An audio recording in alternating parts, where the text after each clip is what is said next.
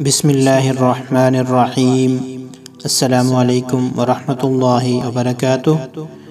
امید کرتا ہوں میرے دیکھنے اور سننے والے تمام سامعین خیر و عافیت سے ہوں گے۔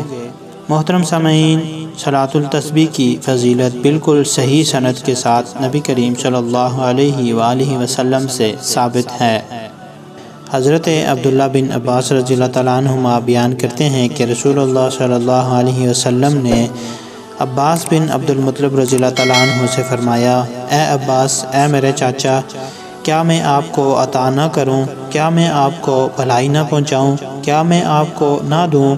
کیا میں آپ کو 10 ایسی باتیں نہ بتاؤں؟ جب آپ ان پر عمل کرنے لگیں تو اللہ تعالیٰ آپ کے اگلے پچھلے نئے پرانے جانے انجانے چھوٹے بڑے چھپے اور کھلے سارے گناہ معاف کر دے۔ وہ 10 باتیں یہ ہیں کہ آپ 4 رکعت نماز پڑھیں، ہر رکعت میں سورہ فاتحہ اور کوئی ایک سورت پڑھیں۔ جب پہلی رکعت کی قرات کر لیں تو حالت قیام میں ہی 15 مرتبہ سبحان اللہ والحمد للہ ولا الہ الا اللہ واللہ اکبر یہ کلمات پڑھیں۔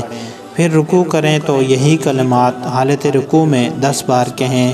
پھر جب رکوع سے سر اٹھائیں تو یہی کلمات 10 بار کہیں۔ پھر جب سجدہ کریں تو حالت سجدہ میں 10 بار یہی کلمات کہیں۔ پھر سجدے سے سر اٹھائیں تو یہی کلمات 10 بار کہیں۔ دوسرا سجدہ کریں تو 10 بار یہی کلمات کہیں، اور پھر جب دوسرے سجدے سے سر اٹھائیں تو کھڑے ہونے سے پہلے بیٹھ کر 10 بار یہی کلمات کہیں۔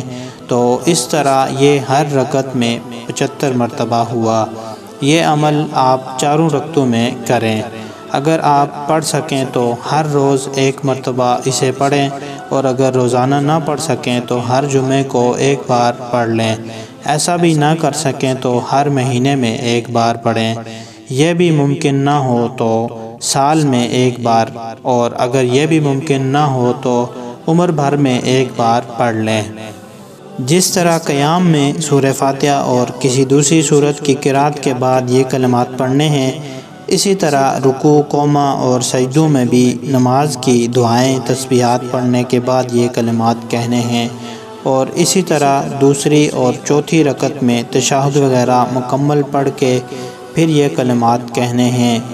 ہم گناہگاروں کے لیے نماز صلاۃ التسبیح رب تعالیٰ کا بہت بڑا انعام ہے، اور اس کی بہت زیادہ فضیلت ہے۔